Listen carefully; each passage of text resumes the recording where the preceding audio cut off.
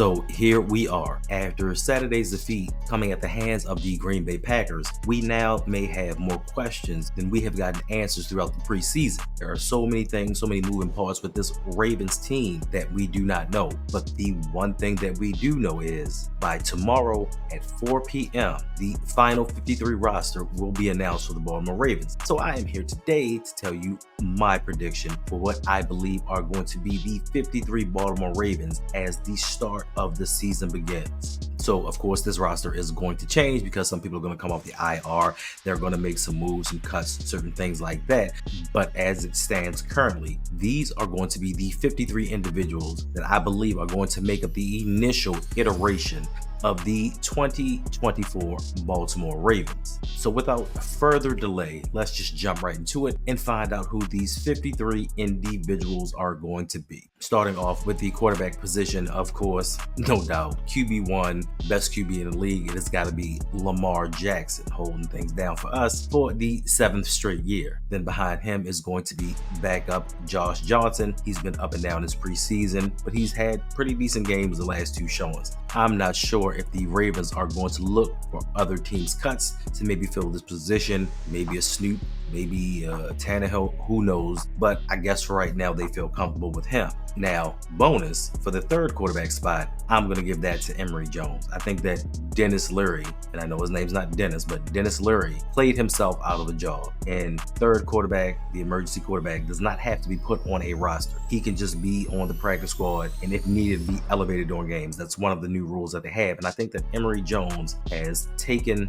control of that 3rd spot. And even if he hasn't, Leary has just played so badly that they know that this young man needs a lot of time to develop. So thank you to the new rule. Now that's one less spot that we even have to debate about because we can carry him without carrying him. Moving on to the running back position, of course, starter is going to be Derrick Henry.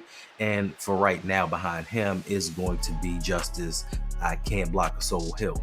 Justice becomes the number 2 by default because technically there is really no one else behind him. For that 3rd running back spot, by default, I'm going to place Rasheen Ali in that position. And that is only because Owen Wright broke his foot during the last game. I think that Owen Wright earned a spot on this team. I think that he earned the right to go from undrafted to making a 53-man roster. He well outplayed Ali in every category, and just more importantly, he was just available for the games, whereas Ali was not. Now there is speculation that they may not carry Ali on the roster at all. They just may use him on the practice squad and elevate him on a game-by-game basis as needed. But personally, I think that it would be kind of silly going into a season with only 2 running backs actually active. But this is the Baltimore Ravens. You never know with them, and we can just hope on the health of Derrick Henry, and we can't wait for Keaton Mitchell to come back. Now, there is the possibility that Owen Wright could come back because his injury is not season ending, but as of right now, once again, as the season starts, the Ravens are going to carry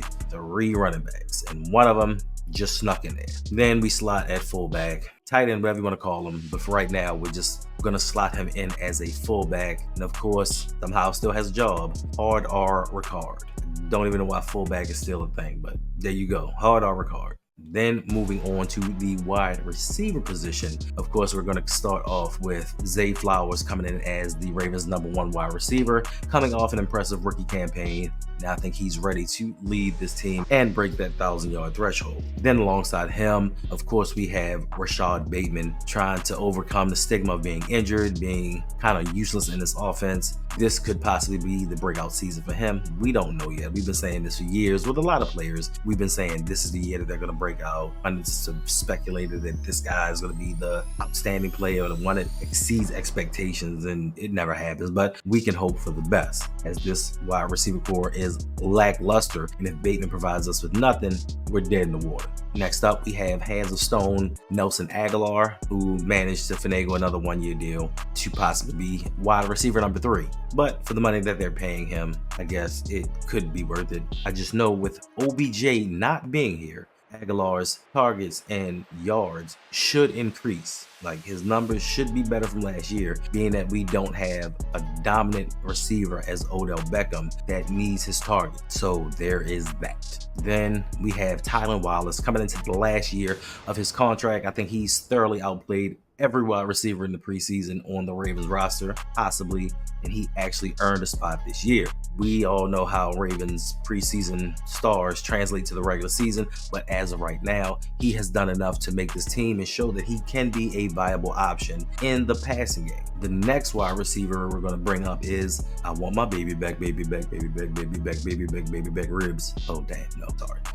I meant Devontae Walker. Sorry, he has a rib injury. I don't know why I'm thinking of ribs. Silly me. But anyway, Devontae Walker. I don't think that he has done enough to earn a roster spot. Now, he could end up on the IR for that rib injury. We don't know, but I do think the Ravens are trying to give him every opportunity that they can to thrive on this team. I just don't think that he showed anything outside of just being injured to really make this squad. But he's a 4th-round pick, and the Ravens have high hopes for him. He's a rookie, so they are not expecting a whole lot out of him this season. It just is determined on how they initially bring him into this roster. This is the one thing that I'm unclear of.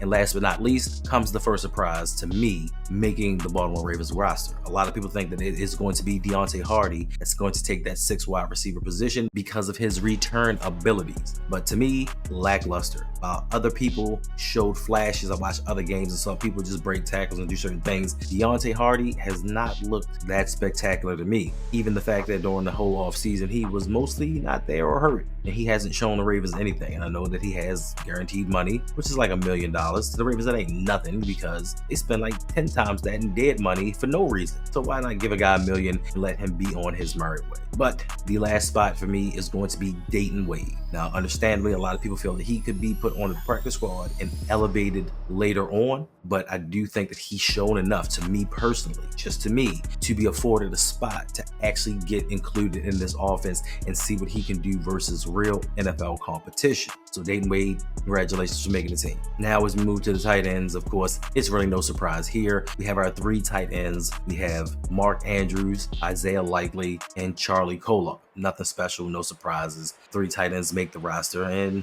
probably going to make the most noise in this offense because the wide receiving core is really porous outside of Zay Flowers, of course. Then we move over to the position that is going to carry the most weight, the position that is going to take up the most spots on this roster throughout, and that is 10 slots for the offensive linemen. But the only reason that I do think that the Ravens are going to carry 10 offensive linemen this season is because of the uncertainty of who's going to man what position. Right now, we don't know. John Harbaugh said beginning of the preseason, we would rather have listed our starters sooner rather than later. And then of course it was, oh yeah, we'll get to it. We've done the whole preseason thing. He has still not named his starting 5.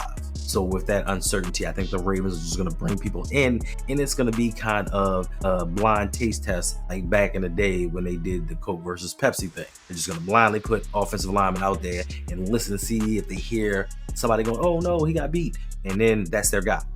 If nobody's screaming, they're going to leave that guy out there dreaming. So let's go with the 10 offensive linemen that the Ravens are going to have for their initial 53-man roster. Of course, we start off with Ronnie Stanley coming back for what could possibly be his last season in a Baltimore Ravens uniform. We move over to left guard with Andrew Voorhees. Never played football at all, but he's going to get the opportunity possibly to start at left guard.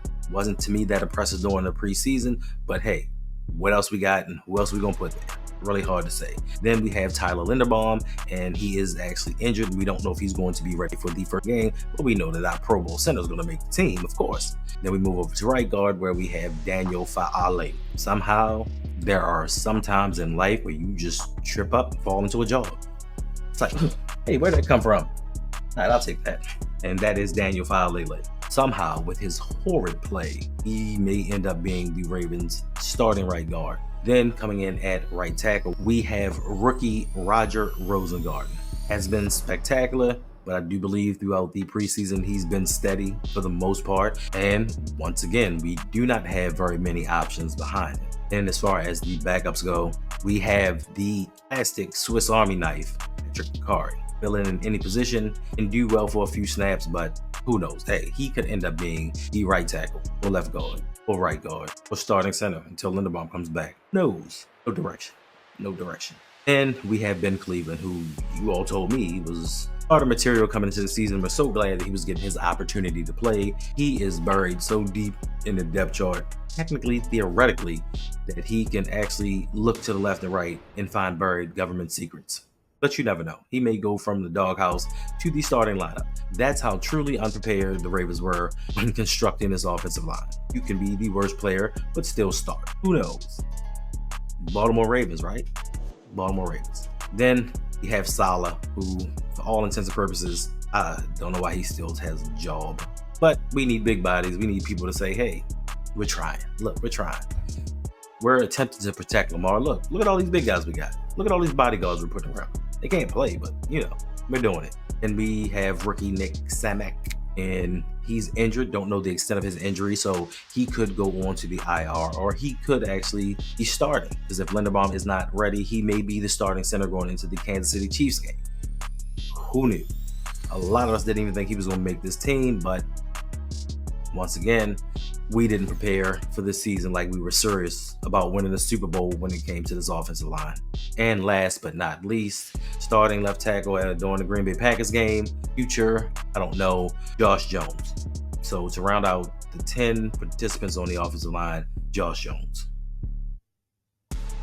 who was cut by 2 teams last season. And when the Ravens signed him, everybody jumped up and down about, oh, look at his versatility. I can play all 5 positions on a basketball court. Doesn't mean I'm good at it, but I can play them. Out of here with that. Now let's head over to the defensive side of the ball. This pretty much is known like defense set everything in place. The Baltimore Ravens, to make sure that they have a plethora of people at positions on the defensive side of the ball. You're not going to have too many question marks here because the Ravens love to make sure defense is set. We're going to notice a difference as in offense, speculation, defense. Oh yeah, we knew that. Pretty much set in stone. This should pretty much be damn near 90% of the people's predictions when it comes to the defense, because it's not too many questions. Just a numbers game of how many of this or how many of that they're actually going to keep. We're going to start off with the defensive line.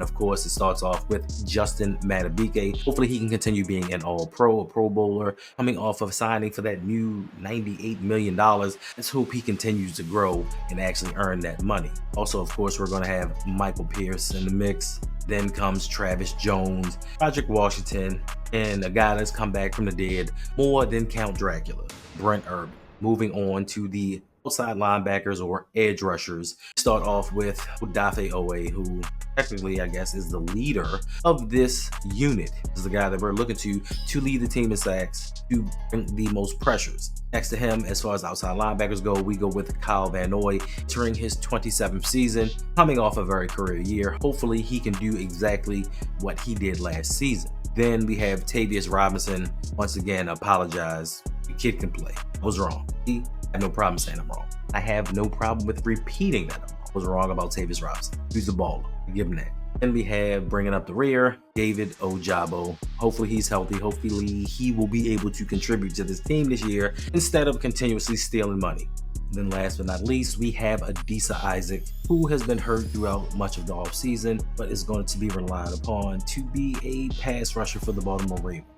Moving on to the inside linebackers, we have Roquan Smith, the ever-ascending Trenton Simpson, the all-around versatility of Malik Harrison, and then we bring in special teamers Chris Board and John Ross. Moving on to the cornerbacks, we have Marlon Humphrey, Brandon Stevens, first-round draft pick Nate Wiggins, Jalen Armour Davis, and TJ Tampa. Unfortunately, after a strong beginning to a preseason, Pepe Williams, being that he dealt with injuries throughout the beginning of his career, and this last game or two, he just has not looked well, and it's a numbers game. He may be reverted to the practice squad, but I'm not sure if Pepe is going to make this year's version of the Baltimore Ravens. Now moving over to the safety position, we have all-world, probably defensive player of the year, Kyle Hamilton, Marcus Williams. Hope he can stay healthy for once.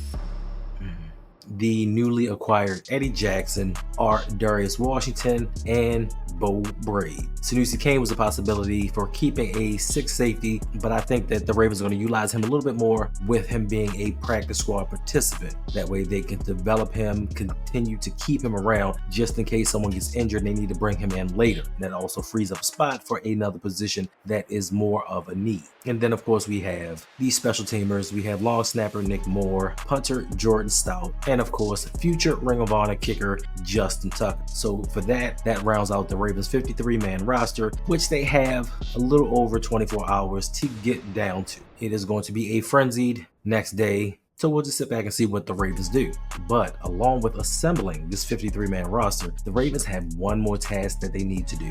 Before 12 a.m. on August the 4th, the Ravens need to acquire approximately $2.9 million more in cap space. The Ravens don't have enough cap room right now to pay for everything that they need to pay for going down the line. The Ravens have a little over $5 million in cap room, and they need to bump that up to around 7.9. So along with structuring this roster, they have to restructure someone's contract to get this extra money. Now, of course, you can get this $2 million by restructuring Lamar Jackson's contract, but you just gave him a new one, and that might not work. They may go back to some of the old reliables and restructure. But just know, by next Thursday, they have to acquire this money to be able to pay for everything and everybody that the Ravens need. So we don't know what the Ravens are going to do and how this money that they need to free up is going to affect the subsequent moves that they're going to make, because the Ravens have to be cap compliant before the first game of the season. It is mandatory. So we'll see what happens. This is going to be an outstanding next week and few days as we build up to see the Baltimore Ravens versus the Kansas City Chiefs. So until then, I'll see you guys in the next video.